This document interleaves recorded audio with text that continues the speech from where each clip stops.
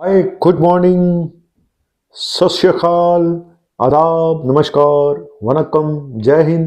आ गया ਤੁਹਾਡਾ ਆਪਣਾ ਡਾਕਟਰ ਨਵਨੀਤ ਕਾਲਰਾ। बड़े दिनों तो मैं अपने मूड च नहीं हैगा सी, थोड़ा जा गुस्से च हैगा सी। अब मैं ठीक हूँ। और चलिए, आज एक थोड़ा अलग टॉपिक लेकर आया हूँ। बहुत हो गया हार्ट, बहुत हो गया लीवर, तो मुझे लगा कुछ और ऑर्गन को भी तलाशना चाहिए। और जो बहुत कॉमन प्रॉब्लम है, गॉल ब्लैडर में स्टोन, गॉल ब्लैडर में पथरी का बन जाना, ठीक है, पित्त की थैली जिसको बोलते हैं हिंदी में। कौन से लोग हैं जिनमें हाई रिस्क होता है गॉल ब्लैडर में पथरी बनने का? नंबर एक।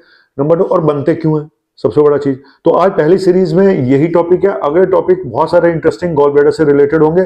और फिर बता दूं, हमारा फाइब्रोस्कैन कैंप, जो लीवर स्क्रीनिंग कैंप है, वो लग रहा है 13 तारीख को। मॉर्निंग के शायद रजिस्ट्रेशन फुल हो चुके हैं, इवनिंग के कुछ बचे हुए हैं। अगर आप कराना चाहें तो मेरे नंबर 9810416762 पे व्हाट्सअप कर सकते हैं। मैं प्रॉमिस तो नहीं कर सकता स्लॉट के लिए, लेकिन हाँ, वी विल ट्राई, ठीक है। क्योंकि अब छोड़िए, अब इतना ही काफी है। टॉपिक पे आता हूँ यार, बहुत हो गया। टॉपिक है गॉल ब्लैडर स्टोन। पहले बता दूं कि गॉल ब्लैडर स्टोन, पित्त की थैली, एक बहुत ही कॉमन प्रॉब्लम है। नंबर वन, अगर देखें डेवलप कंट्री में तो 10% लोग अडल्ट में और 20% 65 साल के बाद में ये प्रॉब्लम होनी ही होनी है। इतनी कॉमन है क्योंकि हमारी लाइफस्टाइल से जुड़ी हुई प्रॉब्लम है। जिस तरह का हमारा खाना पीना आजकल चल रहा है ना, तो ये प्रॉब्लम और बढ़ने वाली है गॉल ब्लैडर में स्टोन की, पथरी की। और ज्यादातर ये 40 साल के बाद ज्यादा कॉमन है, और फीमेल में ज्यादा कॉमन है। 3:1 का रेशो होता है फीमेल और मेल का, है ना। हमारे कहा जाता था फर्टाइल फीमेल, और मतलब कि जो फर्टाइल का मतलब जिनके बच्चे हुए हैं, जो फीमेल है, जो फैटी है, 40 साल के बाद है ना। तो कुल मिला के फीमेल में ज्यादा कॉमन है। लेकिन आज मैं पहले आपको ये बता दूं कि आखिर गॉल ब्लैडर जो स्टोन होते हैं वो होता क्या है। गॉल ब्लैडर जो स्टोन होते हैं, पहले गॉल ब्लैडर का काम क्या होता है? गॉल ब्लैडर का काम होता है बाइल को स्टोर करना और उसको रिलीज करना। एक तरह का ये रास्ते में एक गॉल ब्लैडर जो बाइल होता है हमारे में, एक डाइजेशन का जूस है, जो वो फ्लो होता है तो लीवर में से होता हुआ गॉल ब्लैडर में जाता है, फिर स्मॉल इंटेस्टाइन में जाता है। तो एक तरह का बीच का एक आप इसको चुंगी कह लो, टोल टैक्स कह लो, या फिर एक ये है कि वहां से होके गुजरता है। एक तरह का ये साधन है बीच में उस बाइल को आगे बढ़ाने का। तो जब इसको निकाल दिया जाता है तो फिर प्रॉब्लम थोड़ी बहुत तो आती है। लेकिन ये टॉपिक अलग है कि गॉल ब्लैडर का ऑपरेशन होने के बाद क्या क्या प्रॉब्लम आ सकती है। ये मैं अगले टॉपिक, अगले वीडियो में डिस्कस करूंगा। पहले आज है कि आखिर बनते क्यों हैं। बाइल में होता है कोलेस्ट्रॉल और बिलिरुबिन। दो तरह के स्टोन बनते हैं जनरली, एक तो कोलेस्ट्रॉल और दूसरा बिलिरुबिन से, ठीक है। बिलिरुबिन पिगमेंट जो बिलिरुबिन होता है, तो ये दोनों होते हैं। बाइल इन्हीं को कैरियर करता है और यही स्टोन बनने के कारण होते हैं।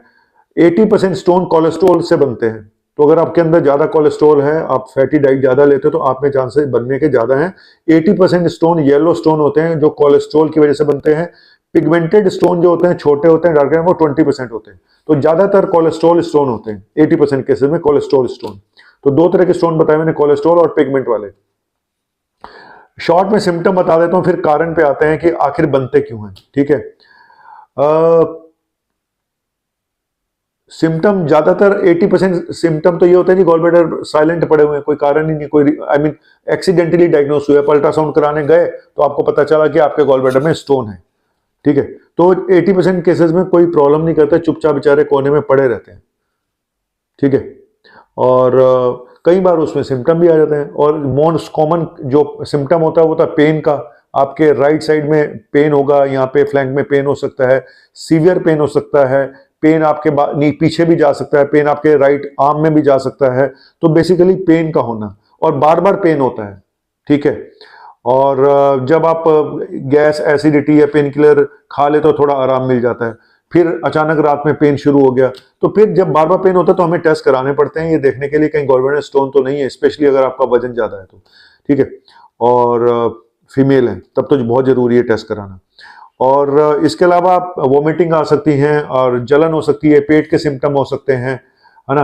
आपको गैस बहुत बनती है, खाना खाने के बाद पेट भारी हो जाता है, हैवी मील लेने के बाद तो और ज्यादा प्रॉब्लम होती है। तो ये सब सिम्टम हो सकते हैं गॉल ब्लैडर में स्टोन के। और जब कॉम्प्लिकेशन हो जाए फिर तो कुछ भी हो सकता है, वो भी बाद में बताऊंगा कि गॉल ब्लैडर में आखिर कॉम्प्लिकेशन क्या क्या हो सकती है।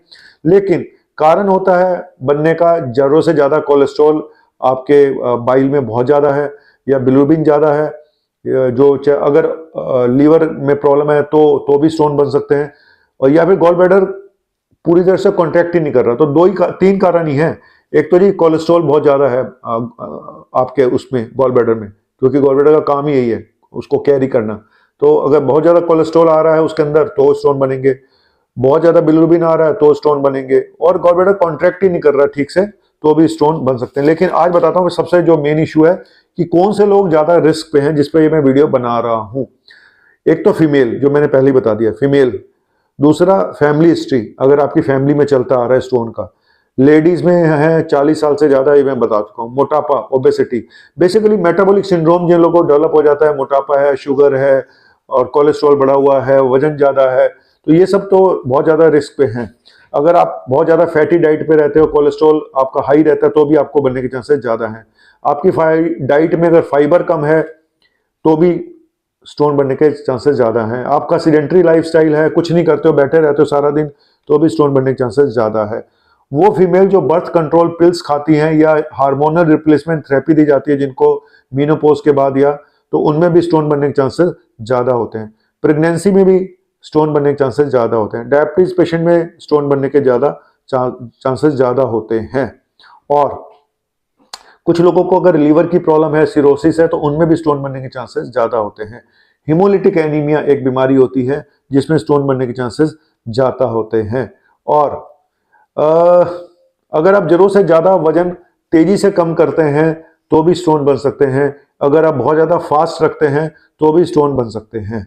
तो ये अपना जो है ना, सोच के किया करो वजन कि बहुत तेजी में वजन कम करना, स्लोली एंड ग्रेजुअली करना चाहिए। मेरे हिसाब से मैं हमेशा बोलता हूं कि टोटल बॉडी का 10% बॉडी वेट कम करें 3 से 4 महीने में, ये टारगेट होना चाहिए। ठीक है, अगर आपका 100 किलो है तो आपका टारगेट होना चाहिए कि मैंने 3 महीनों में 10 किलो कम करना है, ये टारगेट होना चाहिए, तभी ठीक रहेगा। बहुत तेजी में कम करने में, बहुत जोश में आने से बीमारियां लग सकती हैं। और कॉम्प्लिकेशन क्या क्या हो सकती हैं? एक तो उसमें इन्फेक्शन हो जाए गॉल ब्लैडर में, एक्यूट कोलिसिस्टाइटिस हो सकती है जो बहुत भयंकर इन्फेक्शन होता है। इन्फेक्शन फैल सकता है, गॉल ब्लैडर सड़ सकता है, गॉल ब्लैडर में गैंग्रीन हो सकती है, गॉल ब्लैडर फट सकता है। ठीक है, और क्या हो सकता है? जॉन्डिस हो सकती है, अगर स्टोन जाके फंस जाए आगे तो जॉन्डिस हो सकती है। और उसके अलावा उसमें आपकी बाइल डक्ट में अगर वो स्टोन निकल के आगे जाके फंस गया तो वहाँ इन्फेक्शन हो सकता है, जिसको कोलेंजाइटिस कहते हैं, जिसमें पेन भी होता है, फीवर भी होता है, राइगर भी होते हैं, ठंड भी लगती है। और पेनकेटाइटिस हो सकती है बड़ी आंत में, जिसको पेनक्रियाज है, उसमें सूजन आ सकती है। माल एब्जॉर्प्शन हो सकता है कि ठीक से डाइजेस्ट ही नहीं होता कुछ, तो ये सब चीजें हैं। और जॉन्डिस तो मैंने बता चुका हूं, तो ये है। और लंबे समय तक ये भी देखा गया कि 1% कुछ बड़े रेयर केसेस में कैंसर होने का भी खतरा रहता है अगर लंबे समय तक स्टोन पड़े रहें।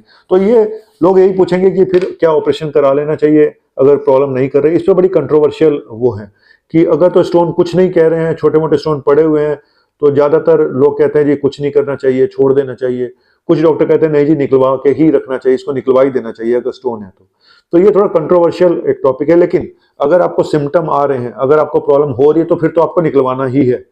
और जब निकलवाना होता है तो खाली स्टोन नहीं निकलता, पूरा गॉल ब्लैडर ही निकलता है, चाहे फिर वो ओपन से निकले या लेप्रोस्कोपी से निकले। लेप्रोस्कोपी एडवांस टेक्निक है जो कि 24 घंटे में आपकी छुट्टी हो जाती है। ओपन खोल के करते हैं, हर पेशेंट में लेप्रोस्कोपी की नहीं जा सकती, कई बार कॉम्प्लिकेशन होती है ऐसी जहाँ पे नहीं की जा सकती है तो ओपन करनी पड़ती है। और छोटे शहरों में या पे जहाँ पे सुविधाएं नहीं है वहाँ पे ओपन कोलिस्टेक्टमी आज भी की जाती है, चीरा लगा के, जिसमें छुट्टी होने में 2 से 3 दिन लग सकते हैं। तो ये मैंने आज सिर्फ यही बताया कि कौन से लोग ज्यादा खतरे पे हैं और सिम्टम बताए हैं। और कोशिश करूंगा आगे आपको ये बताऊं पहली चीज कि गॉल ब्लैडर निकलने के बाद क्या क्या प्रॉब्लम आ सकती है और उनका समाधान क्या है, और ऑपरेशन के बारे में बताऊंगा। एक चीज जरूर बोलूंगा कि जब आप गॉल ब्लैडर का ऑपरेशन या कोई भी चीज बताते हैं, आज आपको मान लो गॉल ब्लैडर में स्टोन निकल आया, तो मैं यही बोलूंगा कि पहले तो इसका मेन टेस्ट अल्ट्रासाउंड ही है, सबसे बड़ा टेस्ट। और टेस्ट भी होते हैं, MRCP, ERCP, है ना, और भी बड़े सारे टेस्ट हैं, लेकिन मेन टेस्ट अल्ट्रासाउंड है। और कई बार अल्ट्रासाउंड ऐसी रिपोर्ट दे देते हैं जी चूरा है, फलाना है, ढिमका है, तो ये फिर सर्जन को डिसाइड करना पड़ता है क्लिनिकली कि क्या है। तो उसको एक बार कंफर्म करना चाहिए किसी अच्छी जगह अल्ट्रासाउंड करा के। मैंने ऐसे कई बार देखा जहाँ पे एक ने दे दिया नॉर्मल है, दूसरे ने दे दिया है, तो ये अल्ट्रासाउंड की रिपोर्टों में बड़ा एक पंगा रहता है। तो चलिए, अगले वीडियो में कुछ और बातें करूंगा। और जब भी ऑपरेशन कराने जाएं तो एक सेकंड ओपिनियन जरूर ले लें। जब भी गॉल ब्लैडर का या कोई भी ऑपरेशन कराने जाएं कम से कम सेकंड ओपिनियन जरूर लेके करें। Thank you very much. आपका अपना डॉक्टर नवनीत काला। बाय, शुक्रिया।